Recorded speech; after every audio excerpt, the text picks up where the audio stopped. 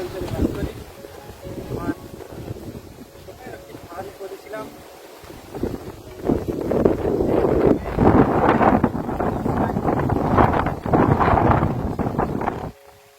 আন্ডারে WHS তত্ত্বাবধানে সীতারামপুর আজাদের সঙ্গে একটি ট্রেনিং প্রোগ্রাম হয়। আমি সেই ট্রেনিং প্রোগ্রাম ট্রেনিং নেওয়ার পরে আমি আমার যে ছাগলের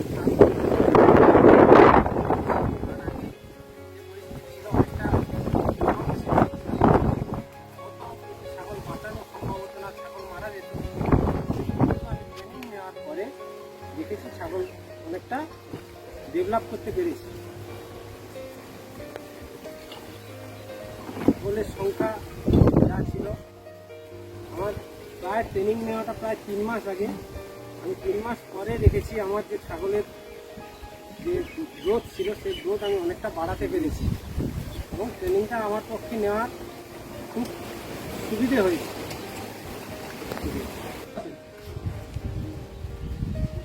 আমার ট্রেনিংয়ের আগে থেকে আমার ঘরের সেটআপ রেডি ছিল। আমার সেটআপের যে পদ্ধতি ছিল, আমি একটু লোকের কাছ থেকে প্রশিক্ষণ মানে ঘরে এটা নিয়ে করেছিলাম। এটা হচ্ছে মেজ থেকে 3 ফুট উপরে, 3 ফুট উপরে এটা পাতা, এর উপরে ছাগল থাকে। এইভাবে আমি ছাগলের ঘরটা বানিয়েছি। এটা 3 ফুট উপরে রাখার কারণ, ছাগল যে পায়খানা পেচ্ছাপ করে তাতে যে অ্যামোনিয়া গ্যাস সৃষ্টি হয়, সেই গ্যাসটা 2.5 ফুট উপরে উঠতে পারে। 3 ফুট উপরে থাকলে ছাগলের পক্ষে এটা সমস্যা করে না। তার জন্য আমি এই 3 ফুট উপরে এই পাটাতনটা করে এই ছাগলটা রাখি।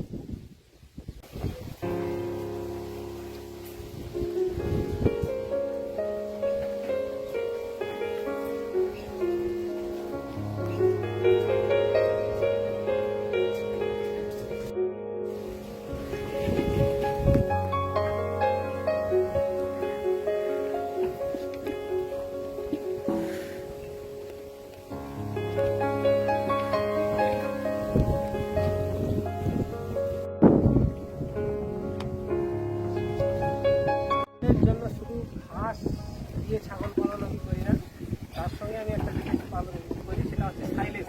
তার গাছ থেকে সাইলেজ তৈরি করি। এটা হচ্ছে সাইলেজ। সাইলেজের সম্পূর্ণ ভুট্টা গাছ, ভুট্টা সমেত কেটে প্যাকেট করে রাখা হয়। এটা সারা বছর ধরে কেটে দেওয়া হয়। এই যে দেখুন খাচ্ছে, পাগল হয়ে খাবে। ছাগলের জন্য আমি যে ঘাসগুলো চাষ করেছি, এটা হলো এই যে একটা ঘাস, এই যে ঘাসগুলো দেখা যাচ্ছে, এটা হচ্ছে ইন্দোনেশিয়া স্মার্ট নেপিয়ার। এবং আরও যে ঘাস আছে, এই যে একটা ঘাস দেখা যাচ্ছে, এটা হচ্ছে ব্ল্যাকবেরি। এছাড়াও আমার কাছে আরও মোট 7 রকমের ঘাস আছে। CN4, হাইব্রিড নেপিয়ার, তারপরে আছে রেড নেপিয়ার। ওদিকে রেড নেপিয়ার আছে। এদিকে এই যে আমার ঘাসের বাগান, এখান থেকে আমি ঘাস কেটে কেটে ছাগলকে দিই। এগুলো কাটা হয়ে গেছে। এখানে 2টো বুদা আছে, 2টো গাছ।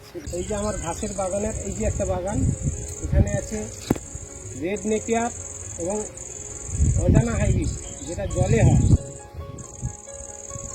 ছাগলের ঘাস কেটে ছোট ছোট করে কুচিয়ে দেওয়ার মেশিন।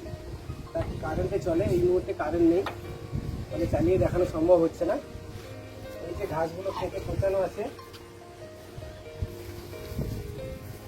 এটা হচ্ছে ঘাস কেটে দেওয়া হচ্ছে, খেতে দেওয়া হবে ছাগলকে।